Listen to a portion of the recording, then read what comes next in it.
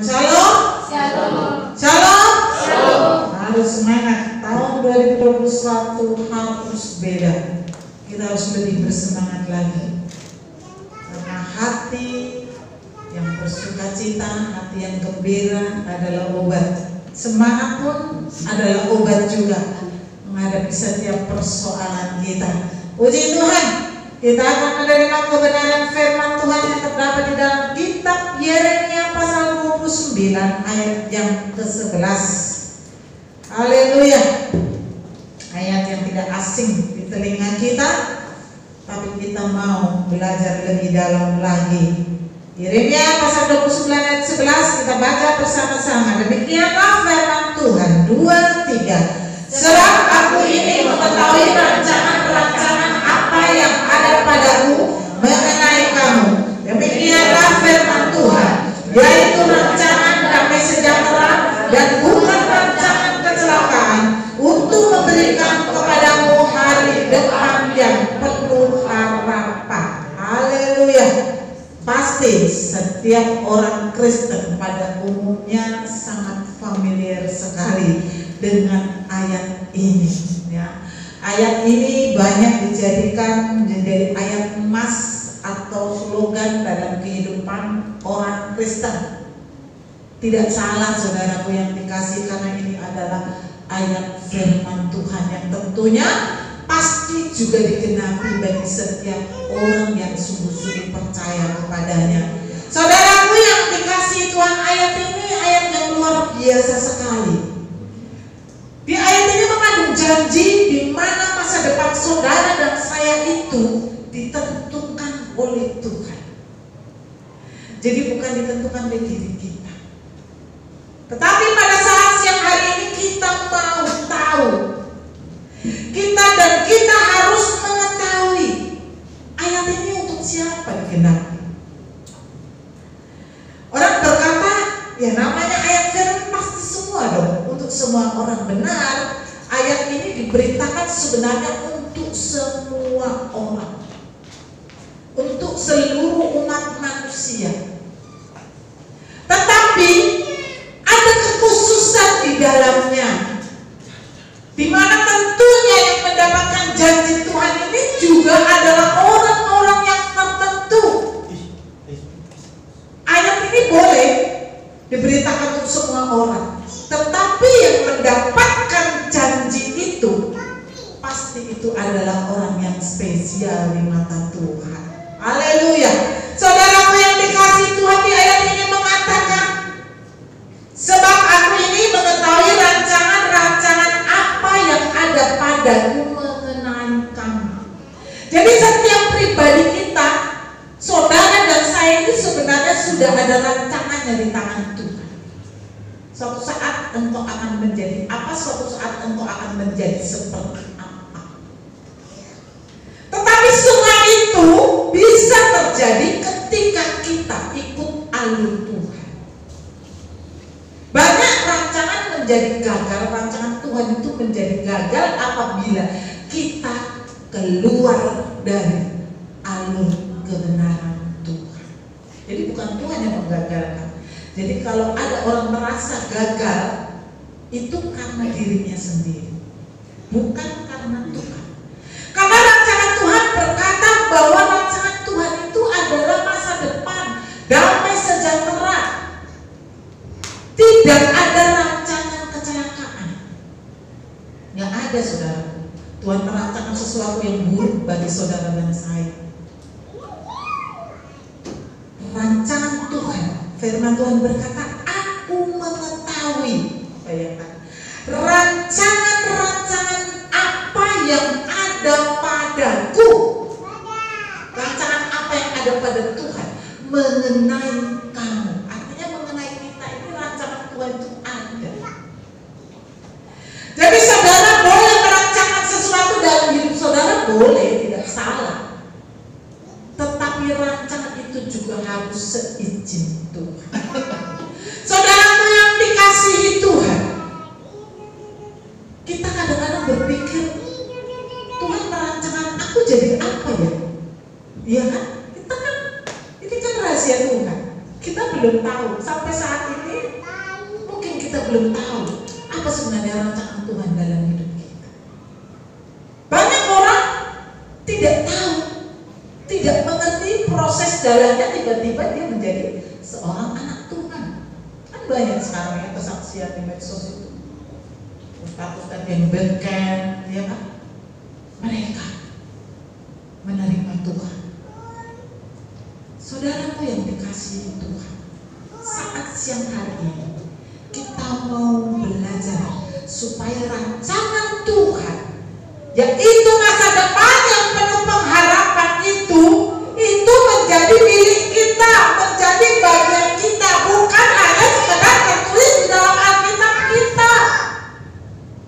Alkitab ini banyak sekali janji Tuhan, tetapi kenapa banyak sekali orang Kristen yang tidak menikmatinya? Karena mereka keluar dari alur kebenaran yang diwajibkan oleh Tuhan. Saudaraku yang dikasihi Tuhan, di sini dikatakan, sebab aku ini mengetahui rancangan-rancangan apa yang ada padaku mengenai kamu. Tuhan sudah merancangkan sesuatu yang indah bagi saudara dan saya. Kuncinya hanya jangan pernah keluar, jangan pernah lepaskan Tuhan. Bahkan mulai dari dalam kandungan, saudara dan saya itu sudah dirancang Tuhan sedemikian rupa.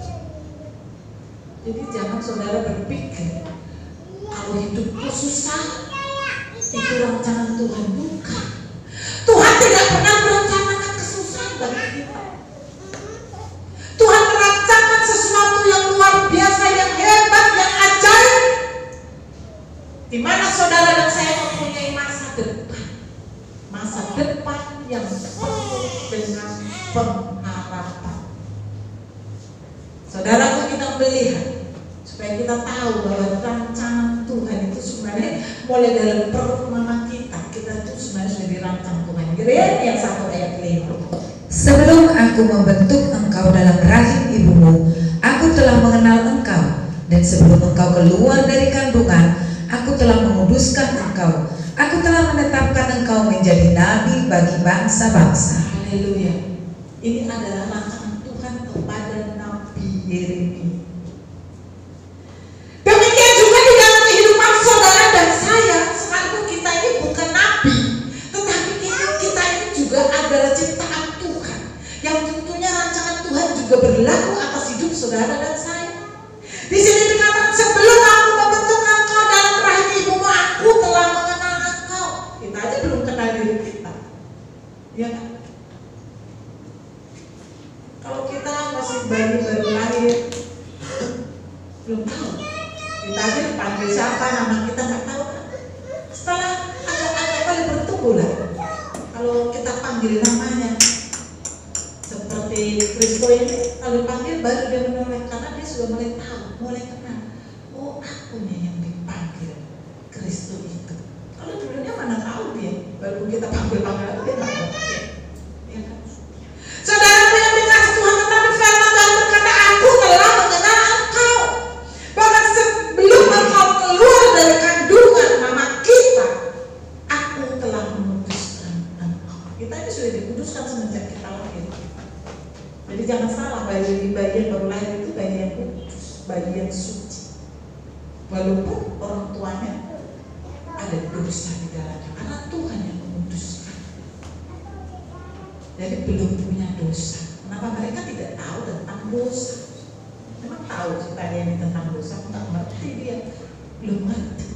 Yang tahu dosa itu setelah kita mulai remaja, mulai dewasa, baru kita mengerti arti dosa yang sesungguhnya, yang upahnya adalah maut.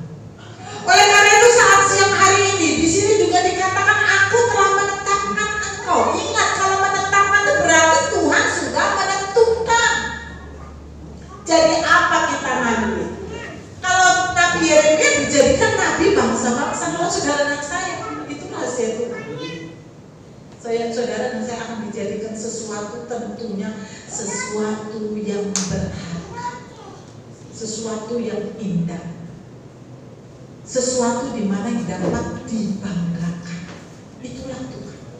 Jadi Tuhan itu walaupun Adam dan Hawa jatuh dalam dosa, tetap saja mengasihi kita.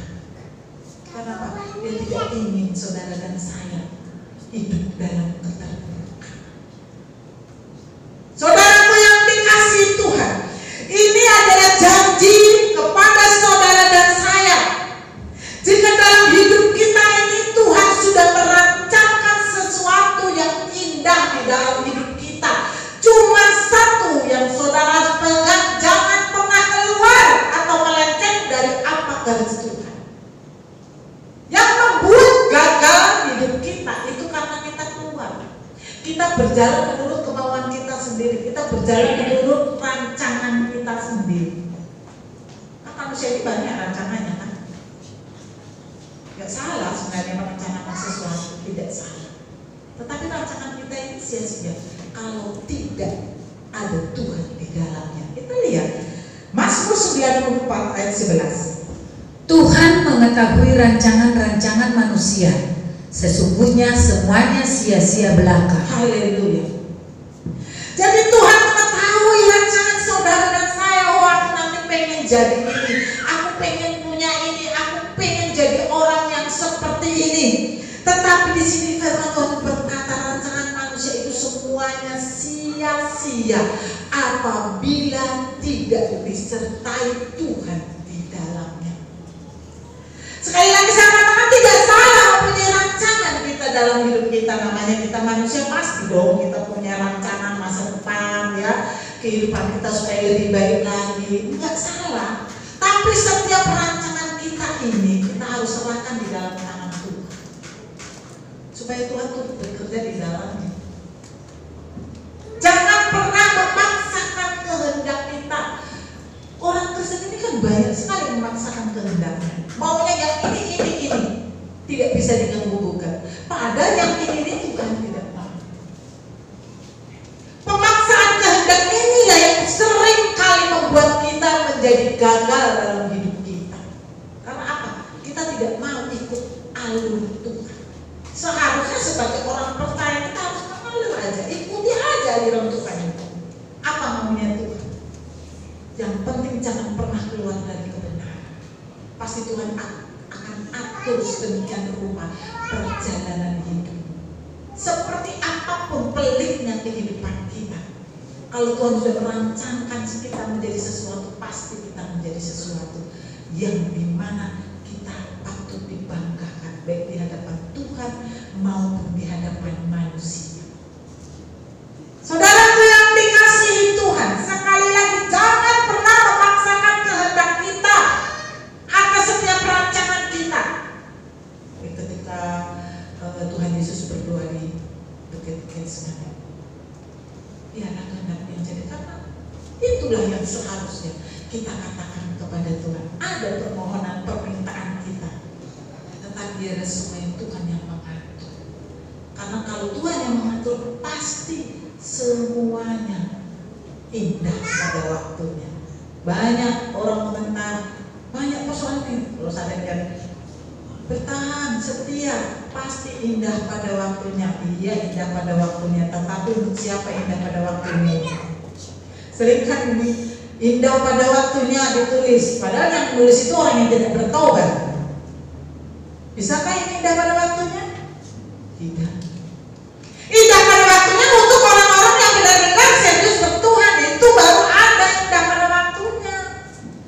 Jangan berbicara indah pada waktunya kita tidak bertobat, kita tidak mau kembali ke Tuhan. Tidak ada indah pada waktunya. Semua itu ada jalannya. Kalau kita mau menuju jalan ke satu tujuan, kita harus berjalan ke arah sana. Jangan kita tujuan ke Jakarta tapi kita perginya ke Cikarang, udah salah. Tidak akan pernah sampai. Oleh karena itu saat siang hari ini firman Tuhan mengingatkan kepada kita jangan pernah memaksakan kehendak kita kepada Tuhan. Sebab rancangan kita ini bukan rancangan Tuhan. Haleluya. Kita lihat di dalam Yesaya 55 ayat 8. Sebab rancanganku bukanlah rancanganmu dan jalanmu bukanlah jalanku. Haleluya. Rancangan Tuhan itu bukan rancangan kita. Rancangan kita bukan rancangan Tuhan. Ingat, kita tidak boleh memaksakan kehendak kita harus ikut aturan Tuhan supaya rancangan Tuhan benar-benar terjadi di dalam hidup. Rancangan Tuhan itu tidak pernah gagal, tapi tidak pernah gagalnya untuk siapa? Untuk orang yang mau diatur Tuhan. Ya gagal kalau orang itu tidak mau ikut alur Tuhan.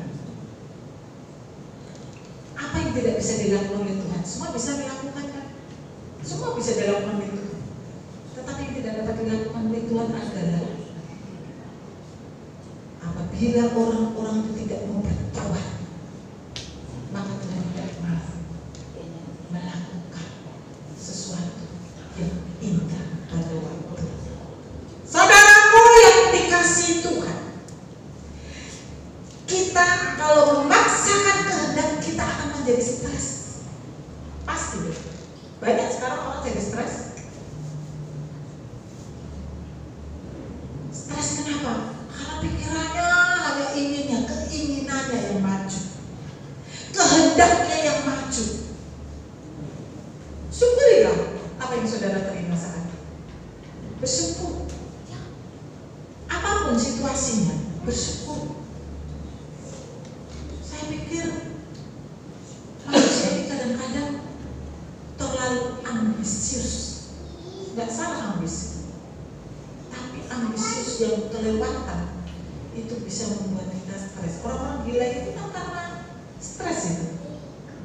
Stres karena apa? Keinginannya tidak terwujud, kedagingannya, hawa nafsunya tidak terpenuhi, sehingga larinya ke otak, stres. Oleh karena itu, ingat, ada salah seorang mengatakan, aduh, saya gak pernah bisa tidur lagi, insomnia berat. Saya katakan, masalah itu karena terlalu berpikir masalah dalam hidup. Jangan berpikir tentang masalah itu. Katakan saja, Tuhan, Kau sudah menyelesaikan masalahku. Ya, saya langsung ini kasih saya nama dia. Katakan, Tuhan sudah menyelesaikan masalahku. Berdoa, baca firman, buka ibadah online, firman Tuhan. Saya dulu begitu, saya katakan, waktu Bapak kembali dan sudah meninggal, saya katakan sama dia berarti gak bisa tidur. Anak-anak, pikiran ini, aduh, banyak sekali bagaimana cara memulihkan gereja kita ini, hubungannya dengan gereja pusat, bagaimana caranya saya menyelesaikan persoalan-persoalan yang sebenarnya bukan juga. Seperti KTP saya, kakak bapak dan kakak saya beda, bayangkan saja, gak bisa tidur saya. Terus bagaimana ke depan layanan ini, gak bisa tidur, bayangkan saja. Kemudian saya hanya mengambil satu sikap. Setiap malam saya berdoa, berikan kemampuan saya untuk menyelesaikan, berikan kekuatan buat saya untuk meneruskan pelayanan ini. Saya tiap malam saya menangis karena nggak bisa tidur. Setelah itu ada kelegaan yang luar biasa. Ternyata semuanya beres kok. Berjalan demikian aja, mengalir aja, saya ikuti aja aliran Tuhan. Dan lihat Tuhan bekerja. Bagaimana keadaan pelayanan ini? Aku sudah serahkan sama Tuhan. Yang jelas Tuhan, pakailah saya untuk menjadi berkat bagi banyak jiwa. Jadi kalau saya mengirim ibadah online kita ini, contohnya khotbah kita ini ke sekitar 2 ruko, saya bangga punya Tuhan. Karena firman Tuhan berkata, 1 orang saja bertobat sebelum malaikat dari surga bersorak-sorai. Saya kagum kalau ada 1 grup itu 1 orang saja yang mengikuti. Terima kasih Tuhan. Jadikan mereka anak. Apalagi kalau sampai ada ratusan. Saya bangga sama Tuhan. Karena saya berpikir hidup ini adalah kesempatan untuk menjadi berkat. Itulah yang saya pergunakan saat ini, melayani Tuhan. Memang saya pernah mimpi jadi hamba Tuhan? Enggak, tidak pernah mimpi.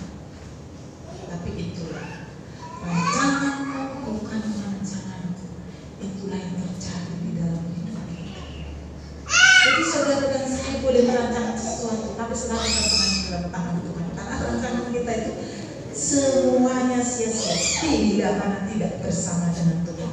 Ibarat Tuhan itu sekarang seorang pelukis, sedang melukis saudaranya sekarang, melukis hidupmu.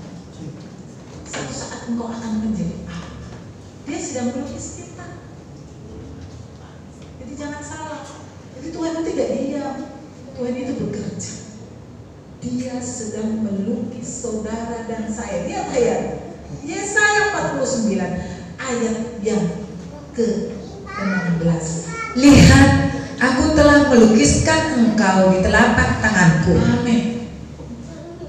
Tuhan sedang melukis saudara dan saya di telapak tangannya. Mau jadi apa engkau, bagaimana hidup engkau, dilukis. Emang melukis gampang? Saya nilai menggambar itu hanya 6-nya. Kamu tak bisa melukis bagus, gak pernah bisa menggambar dengan bagus. Kalau saudara punya talenta melukis, luar biasa. Saudara, Tuhan sedang melukis kita. Mungkin Tuhan sekarang sedang melukis tangan kita, atau kaki kita, atau tubuh kita.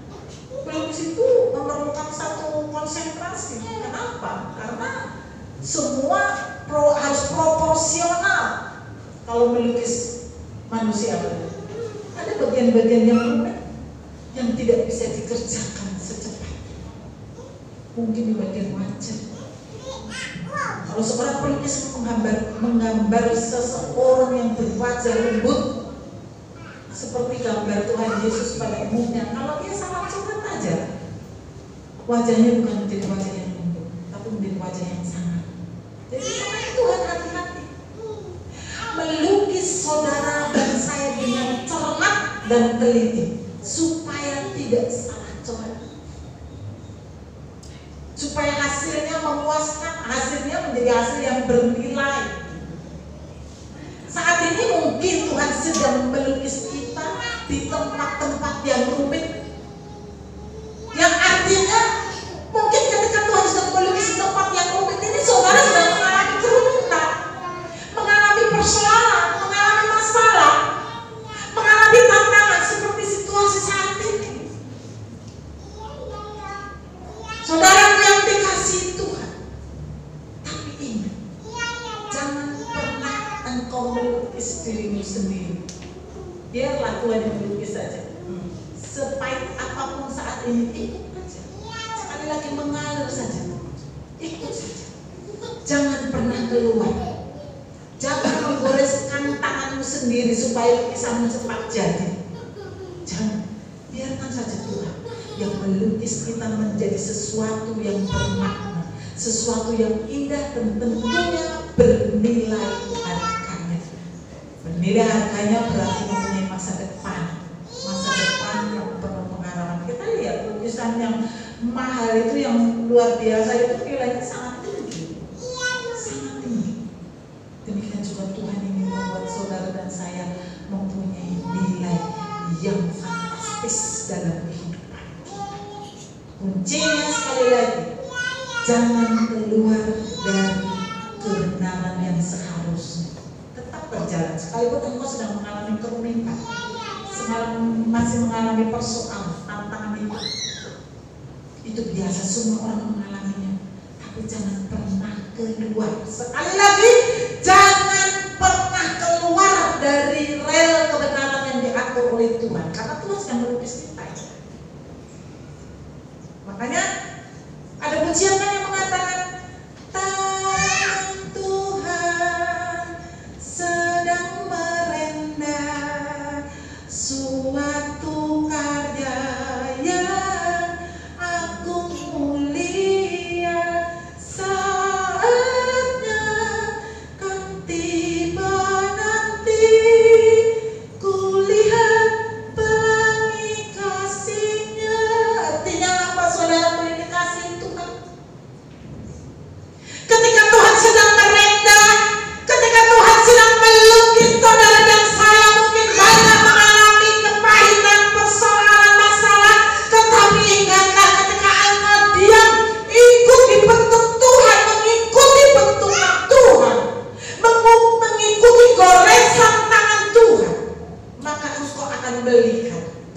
pelangi kasihnya. Artinya apa? Melihat kemuliaan Tuhan terjadi di dalam hidup saudara dan saya. Itu janji Tuhan. Jadi saudara dan saya jangan pernah putus asa. Sekalipun ada persoalan dan tantangan yang mengglobal saat ini, kita tetap percaya bahwa tangan Tuhan sedang merendah kita.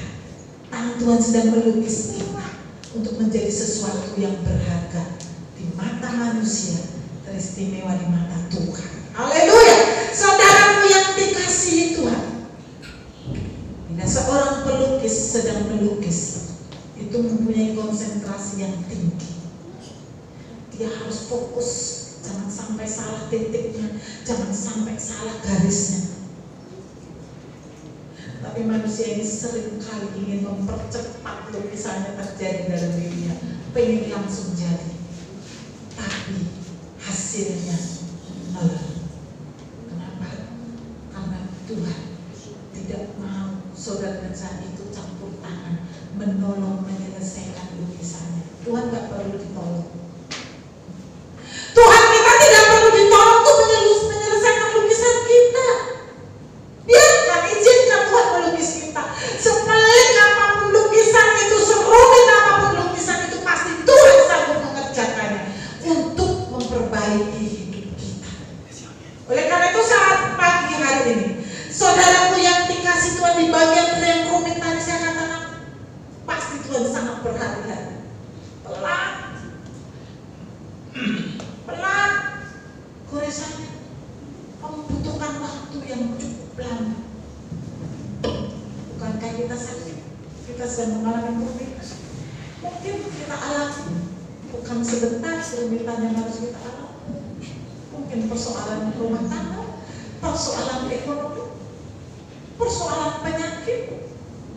Tapi ingat, kalau Tuhan sedang melukis kita, jangan pernah keluar dari goresan tangan Tuhan. Karena lukisan saudara itu di tangannya, telapak tangannya luar biasa. Dan ingat, lukisan Tuhan itu pasti luar biasa hebatnya. Karena Tuhan yang kita sembah tidak akan pernah membuat sesuatu yang buruk atau sesuatu yang mengecewakan. Tuhan tidak pernah. Saudaraku yang dikasihi Tuhan, di sini dikatakan, sebab aku ini mengetahui rancangan-rancangan apa yang ada padaku mengenai kamu, demikianlah firman Tuhan, yaitu rancangan damai sejahtera dan bukan rancangan kecelakaan. Rancangan kecelakaan itu dibuat oleh manusia itu sendiri, keluar dari goresan tangan Tuhan. Maka banyak orang menjadi gagal dalam kehidupan. Bukan berarti dia tidak mempunyai kesempatan. Setiap orang pasti mempunyai kesempatan, tapi ingat, kembali dan jangan pernah jatuh ke lubang yang sama lagi. Kalau saya membaca ada kasus dari seorang artis, ya, orang Kristen lagi, dia terkena masalah video porno. Dia katakan apa? Saya sedang mengalami masalah pencobaan. Saya sedang mengalami pencobaan dari Tuhan. Lah, sepertinya rohani kan kalimatnya itu. Saya nggak salah ini, saya bilang. Dia melakukan sesuatu yang menjijikkan, tapi mengatakan itu cobaan berasal dari Tuhan. Udah nggak benar. Itu kan karena efek perbuatannya sendiri. Masa dikatakan itu cobaan dari Tuhan? Sok-sok berrohani, tapi rohani yang salah. Itu nggak benar. Tuhan tidak pernah mencobai dengan cara yang menjijikkan seperti itu. Kalau Tuhan menguji kita itu artinya supaya membangun iman kita lebih tinggi lagi. Seperti kalau kita ujian dari SD ke SMP ada ujian, nah itu dari Tuhan supaya kita lebih meningkat lagi. Tapi kalau seperti ini bukan dari Tuhan, memang kemauan manusia itu sendiri yang tidak dapat mengendalikan hawa nafsunya. Jadi jangan salah. Kalau ada yang mengatakan cobaan yang diterima dari Tuhan, cek dulu kenapa ini terjadi. Harus dicek, jangan asal ngomong. Waduh, saya bilang sedih sekali saya dengar ini Kristen apa ini ya, saya bilang. Masa dia bilang begitu? kasusnya ini karena cobaan dari Tuhan. Wah, luar biasa saya bilang. Salah ini saya bilang. Gak bener ini. Rohani seperti ini salah. Kita harus tahu bahwa Tuhan tidak pernah mencobai kita dengan seperti itu, menjijikkan, mempermalukan Tuhan sebagai orang percaya. Kristen lah dibayangkan saja, orang semua tahu Kristen, tapi kelakuannya sangat-sangat menjijikkan di mata Tuhan, tapi masih pakai menyebut nama Tuhan lagi. Haleluya, saudaraku yang dikasihi Tuhan. Orang-orang yang keluar dari rancangan Tuhan adalah orang-orang yang hidupnya keluar dari area kebenaran, tidak mau berjalan di dalam rel kebenaran, tidak mau ikut aturan Tuhan, maka rancangan Tuhan tidak terjadi atas hidupnya. Maka tadi saya katakan ayat ini buat siapa? Ayat ini buat semua orang, benar, untuk semua orang. Tapi digenapinya tentunya bagi orang-orang spesial, orang-orang khusus yang memang benar-benar mengasihi Tuhan. Saudaraku yang dikasihi Tuhan, pada firman Tuhan berkata rancangan damai sejahtera yang akan diberikan oleh Tuhan dan bukan rancangan kecelakaan. Itulah yang dikehendaki Tuhan dalam hidup saudara dan saya, yaitu rancangan damai sejahtera, bukan rancangan kecelakaan. Tadi kan kecelakaan yang terjadi itu, ya. Itu kecelakaan itu, rancangan kecelakaan. Siapa yang membuat rancangan kecelakaan? Memang Tuhan? Bukan.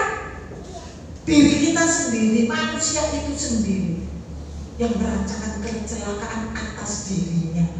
Jadi saudara dan saya harus tahu mendudukkan porsi yang sesungguhnya yang dari Tuhan atau yang bukan dari Tuhan.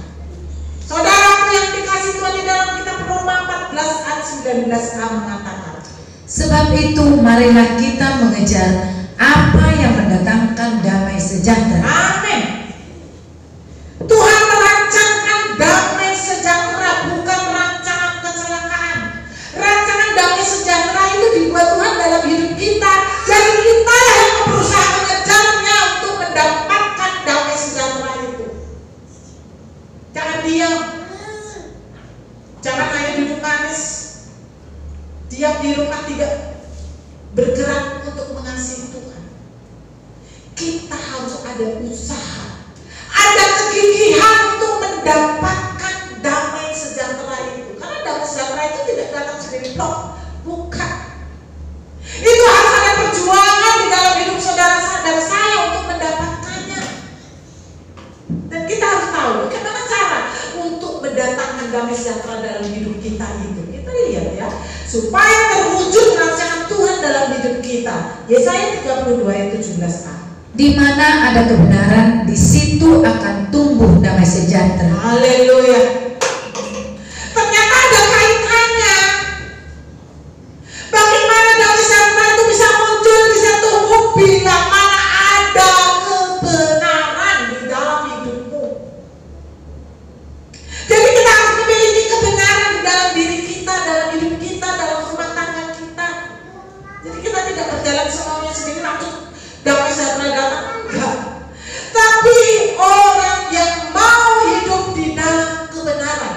Kebenaran itu bagaikan sebuah benih yang engkau tanam dalam hidupmu, dalam pribadimu. Ketika kebenaran itu mulai bertumbuh, bertunas, dia akan memunculkan damai sejahtera dalam hidupmu, dalam rumah tanggamu, di dalam ekonomimu. Karena ada janji Tuhan, di mana ada kebenaran, di situ tumbuh damai sejahtera. Dan damai sejahtera inilah yang menjadi kunci di mana engkau bisa meraih masa depan yang penuh pengharapan. Jadi saudara dan saya harus tahu, damai sejahtera itu sekali lagi tidak datang plok diberikan kepada kita. Harus ada usaha kita, ada kegigihan kita untuk mendapatkannya. Dengan cara apa? Dengan cara kebenaran harus menjadi bagian di dalam diri kita, di dalam hidup kita. Maka itu akan memunculkan damai sejahtera dalam hidup kita. Kebenaran itu sebenarnya kriterianya seperti apa? Bukankah saya sudah datang ke gereja? Saya sudah datang beribadah. Saya sudah berdoa. Bukan hanya itu, banyak orang yang beribadah, ya, yang ke gereja. Bahkan kalau Renat bercerita setelah dia sekolah misi ini, dia baru tahu banyak banget ternyata, Mak, yang kakak-kakak kelasnya itu misalnya itu yang sudah menyandang evangelis yang ini lah, jauh banget katanya, jauh banget dengan hidupnya dengan firman Tuhan, tidak sesuai dengan firman Tuhan. Bapak tahu, jadi tidak semua pelayan itu hidup di dalam kebenaran. Tidak semua orang yang menandang dirinya hamba Tuhan, pendeta, evangelis, itu hidup di dalam kebenaran. Tidak semua. Maka saya katakan banyak yang terpanggil, sedikit yang terpilih. Toh firman Tuhan berkata, nah inilah sebagai bukti, walaupun dia adalah seorang yang mengaku dirinya sudah melayani, tetapi ternyata karakter hidupnya tidak berubah. Apa artinya? Saya tanya, apa artinya? Bahkan ada gembala, ya, sudah mengaku gembala, tapi dia pasang tarif ini harus ini. Ya ampun, Tuhan, saya mengerikan sekali, saya. Jadi saudara dan saya harus tampil beda. Kebenaran yang saudara miliki harus benar-benar kebenaran yang bersumber daripada Tuhan, dan praktekkan. Itulah yang jadi benih di dalam hidupmu. Itulah yang akan memunculkan damai sejahtera. Dan kebenaran itu ada kriterianya. Kita lihat, ya, kita lihat di dalam kitab Filipi 4 ayat 9. Dan apa yang telah kamu pelajari, dan apa yang telah kamu terima, dan apa yang telah kamu dengar, dan apa yang telah kamu lihat padaku, lakukanlah itu, maka Allah sumber damai sejahtera akan menyertai kamu.